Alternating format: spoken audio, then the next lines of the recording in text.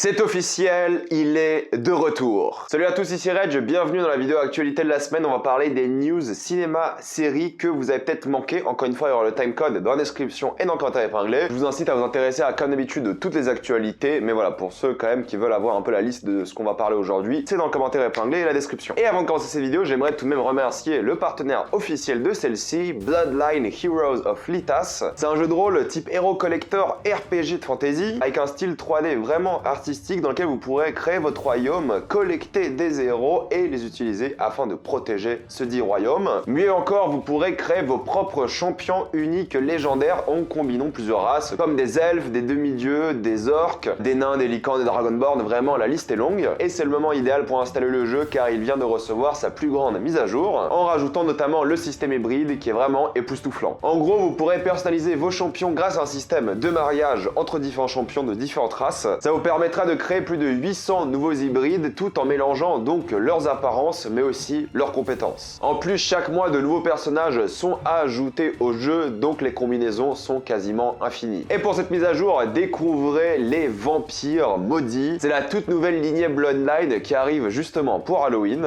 Ce sont les assassins les plus terrifiants et sombres du monde de Litas. En participant à l'événement d'Halloween qui débutera le 27 octobre, vous obtiendrez gratuitement l'un de ces champions le 7e jour. Utilisez le lien dans la description, dans le commentaire épinglé ou le QR code qui est ici affiché durant toute la vidéo pour télécharger Bloodline et obtenir un pack de l'équivalent de 20 $. Il contient 10 potions d'énergie, 100 000 pièces et 100 diamants. Foncez sur l'offre. Pour commencer les actualités de la semaine, c'est confirmé, Paramount Plus fera bel et bien partie de Canal Plus si vous avez un abonnement, mais vous pouvez quand même vous abonner vous-même directement à Paramount si vous voulez pour 7 à 9 € par mois dès le 1er décembre. On est tous d'accord que c'est encore une fois problématique d'avoir plein de plateformes de streaming, mais si en France quasiment toutes sont intégrées à Canal, je vais pas dire non. Si on parle d'une nouvelle plateforme de streaming, c'est Universal Plus qui arrive aussi en France. Ça va inclure des chaînes comme Sci-Fi, 13e rue, Entertainment ou les contenus DreamWorks. La plateforme va pas tarder et est-ce que je vais m'abonner? Absolument pas. Conjuring 4 est officiel, une suite va sortir à la trilogie, voilà c'est fait. J'avais beaucoup moins aimé le 3e que les deux premiers, mais rien n'est foutu pour la franchise. C'est une franchise qui est appréciée par beaucoup de gens et je comprends, elle est vraiment cool. Et en plus ils ont tout leur univers par rapport à ça, donc ça peut rendre bien avec un 4e opus. On n'a pas trop d'actu dessus, mais voilà, il arrivera dans les prochaines années. J'imagine que d'ici 2 ans, ça sera fait. La saison 2 de Severance a enfin débuté son tournage. C'est l'une de mes séries préférées de l'année pour l'instant et j'ai extrêmement hâte de voir la suite. Ça vaut le coup de vous prendre un mois d'Apple juste pour regarder ça. Il y a plein d'autres séries Apple qui sont excellentes, on en parlera sur la chaîne. Faut que je regarde Blackbird pour le coup, mais Severance, si vous n'avez pas vu, c'est une gigantesque masterclass. Presque un an après sa sortie, Peacemaker sera disponible sur Prime Video. Vous le savez, le contrat HBO OCS prend fin en fin d'année et c'est Prime qui a récupéré quelques droits des séries HBO comme Peacemaker, Pretty Little Liars Original Sin, donc on imagine que la série de Last of Us sortira aussi sur Prime Video. Rien n'est sûr pour l'instant, mais visiblement c'est l'accord qui a été trouvé pour la France. Et honnêtement tant mieux, parce que maintenant ils ont refait leur interface, on a déjà un abonnement, imaginez c'était sur une nouvelle plateforme qu'on devait payer, tant qu'il n'y a pas HBO Max en France, ça me va que ce soit sur Prime personnellement. Et si vous n'avez pas vu Peacemaker, c'est l'une des meilleures séries de super-héros de tous les temps, je déconne même pas. Et si on continue pour parler d'Amazon Prime et ce qu'ils vont avoir sur la plateforme, les films Sony, eux aussi, vont sortir sur la plateforme. Aux États-Unis, c'est sur Netflix que les films Sony sortent, quand ils veulent, voilà, il n'y a pas de la chronologie des médias. En France, les films Sony sortiront 17 mois après sur Prime Video, donc attendez-vous à voir les films Spider-Man là-bas, mais aussi par exemple Uncharted. C'est comme ça que ça va se passer pendant un moment, j'imagine, ou pour Sony de manière définitive, on verra. Petite actualité sur les Anneaux de pouvoir, 71% des personnes qui ont regardé la série, surtout aux États-Unis, étaient âgées de plus de 35 ans. Et oui, en effet, la jeunesse, entre guillemets la jeunesse, ne regarde pas les Anneaux de pouvoir ou pas assez d'après Amazon. C'est là qu'on voit que c'est la nostalgie qui a fait le jeu plus qu'autre chose. Les jeunes sont pas spécialement fans du Seigneur des Anneaux comme les gens de ma génération, ou les gens un peu plus âgés évidemment, j'ai 25 ans mais voilà, on a quand même grandi avec, c'est le début des années 2000. Peut-être les jeunes sont moins intéressés par la série, en plus vu les critiques négatives par rapport à la série, on en a beaucoup parlé sur la chaîne. Je trouve ça assez drôle parce que quand même la série quand tu la regardes elle est quand même orientée pour les jeunes, c'est pas une série très mature, c'est pas une série très complexe, mais oui en effet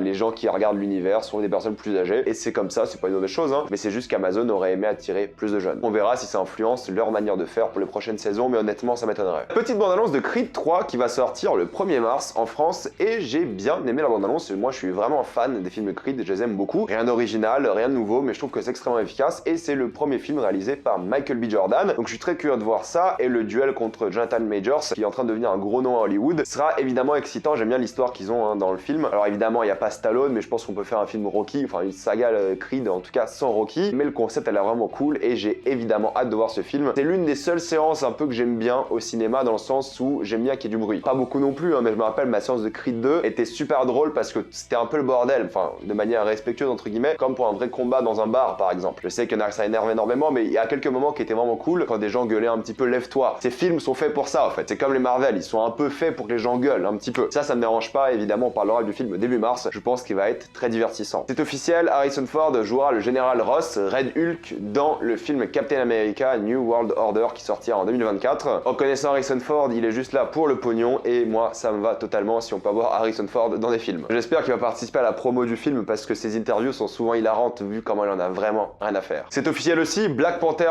2 va sortir en salle au cinéma en France. On avait un doute à un moment, Disney voulait vraiment mettre en avant les problèmes de la chronologie des médias en France et la chronologie des médias va être renégociée à partir de février car les services publics ont avoué qu'il fallait en effet en rediscuter. Et ils ont tout à fait raison, clairement. Le tournage de Loki saison 2 est terminé, on sait que la série va bientôt sortir à l'été normalement 2023. Je l'attends énormément, ça reste à ce jour ma série Marvel préférée, donc la hype est présente. Andor, c'est les pires audiences pour une série Star Wars sur Disney+, ce qui est con parce que pour l'instant c'est probablement la meilleure série Star Wars, honnêtement. J'aime beaucoup, j'ai regardé les 6 premiers épisodes et j'ai vraiment surkiffé les 6 premiers épisodes. J'adore la série, c'est complètement différent et j'adore ce qu'ils ont fait avec, donc j'ai hâte d'en voir beaucoup plus. Il y a 2 saisons qui seront prévues, je suis un peu déçu que ça fasse pas des bonnes audiences. Ça veut pas forcément dire qu'elle bide, hein, c'est juste qu'elle fait les audiences les moins importantes des séries Star Wars. Netflix a gagné 2,41 millions de nouveaux abonnés au dernier trimestre, alors que le trimestre précédent ils avaient perdu 200 000 abonnés. Ils remontent un peu la pente, du coup tant mieux pour eux. Ils ont dit qu'ils resteront quoi qu'il arrive dans le principe de binge-watching et vous savez que moi je suis pour le binge-watching, ok, mais je pense qu'il y a quelques séries, ils devraient essayer de les sortir semaine par semaine, juste pour créer du débat encore plus, mais ça ne se fera pas. Et après ils ont dit beaucoup de choses qui ont changé dans le passé, hein. Mais pour l'instant le binge-watching restera maître sur Netflix, ce qui est dommage hein, parce que des séries comme Dahmer, du coup on en parle pendant une semaine et après tout le monde a oublié, alors que des séries comme House of the Dragon, on en parle pendant 2 mois et demi. Et Netflix va arrêter le partage de comptes, et oui, il faudra payer un supplément si vous voulez partager votre compte Netflix avec quelqu'un d'autre qui n'habite pas chez vous. Je sais pas comment ça va marcher exactement, il n'y a pas plus de détails, mais quelqu'un avait fait un commentaire assez intéressant dans le sens où si tu habites chez tes parents et je sais pas, tu vas faire tes études à l'étranger ou dans une autre ville, est-ce qu'il faudra payer un supplément même si c'est la famille? Je pense que ça sera donc lié à la télé du foyer ou à l'adresse IP, j'en sais rien, mais ça m'énerve. Voilà, c'est encore Netflix qui veut avoir plus de comptes, plus d'abonnés et ils vont donc payer une taxe sur ça. Pas d'infos sur le montant de la taxe, mais je trouve ça honteux encore une fois. Et il n'y aura pas de suite à Cyberpunk Edge Runners, ils l'ont dit, hein, ça a été une sorte de one shot et tant mieux, pas besoin de suite. La série est parfaite comme elle est, donc je suis content qu'ils ne forcent pas avec des suites inutiles et c'était aussi difficile de faire une suite. Et oui, c'est officiel, Man of Steel 2 verra le jour. Henry Cavill est de retour. Certains d'entre vous le savent déjà, je vais pas vous dire comment, mais voilà, c'est officiel. Une suite est en préparation. On n'a pas du tout d'infos dessus, mais on sait que ça va avoir lieu. Même si moi je suis pas spécialement fan de Man of Steel, vous le savez, je suis content qu'il y ait une suite parce que c'est un peu le renouveau du DC Universe et il faut ce renouveau. Il faut un compétiteur à Marvel d'un point de vue super-héroïque parce qu'en plus DC, je trouve, ont des figures qui sont tellement intéressantes, des personnages tellement forts qu'il faut leur rendre justice au cinéma dans un univers connecté. Et Superman en fait partie et j'ai évidemment très hâte de voir ce film juste pour le retour d'Henry Cavill dans le rôle qui est parfait. Une suite à Flash a aussi été commandée, mais ils sont en train de négocier sur le fait de peut-être ou pas garder Ezra Miller. Et bah oui, forcément, le monsieur a fait tellement polémique qu'ils veulent peut-être le remplacer par quelqu'un d'autre. C'est quand même un film que j'attends beaucoup aussi, hein, parce que c'est censé être le renouveau aussi de la franchise et qui va beaucoup changer le DC Universe parce que c'est un peu le bordel en ce moment, hein, avec les différentes versions, les choses qui sont passées dedans, tu sais pas vraiment ce qui est canon ou pas. J'ai quand même hâte de voir le film et ce qu'il va engendrer. Matt Reeves a dit qu'il a prévu de faire plusieurs contenus, films ou séries sur les méchants de Batman. Il en a cité plusieurs, mais je pense que ça peut être intéressant d'avoir justement plusieurs univers DC comme les comics et de pouvoir créer justement plein de contenus autour. James Gunn, après son excellent Suicide Squad, je trouve que c'est un des meilleurs films de super-héros qu'on ait eu all time honnêtement. Je l'ai revu et il est vraiment excellent. Retravaille avec DC pour un nouveau film secret. J'ai hâte de voir ce qu'il va faire parce que son film était vraiment très bon. Et pour finir, Walter Hamada, qui était à la tête de DC Films depuis un moment, n'est plus à sa tête. Il a quitté DC, c'était prévu depuis longtemps, hein. Mais beaucoup de gens sont contents parce que c'est lui qui a empêché des choses comme le Snyderverse, des choses comme ça, d'après des sources, hein. Donc beaucoup de gens sont contents de son départ vu la gestion des films DC. Je sais pas si c'est forcément que sa faute, hein. Je suis pas trop intéressé à l'histoire honnêtement. Moi ce qui m'intéresse c'est les films avant tout, mais c'est vrai que les films DC c'était le bordel. Je vais m'arrêter là, mettez-moi dans les commentaires ce que vous pensez de toutes ces actualités. Comme d'habitude, pensez à vous abonner à la chaîne pour plus de vidéos, mettez un j'aime, ça aide beaucoup la chaîne. Suivez-moi sur tous mes réseaux et moi je vous dis à la prochaine fois. Salut à tous.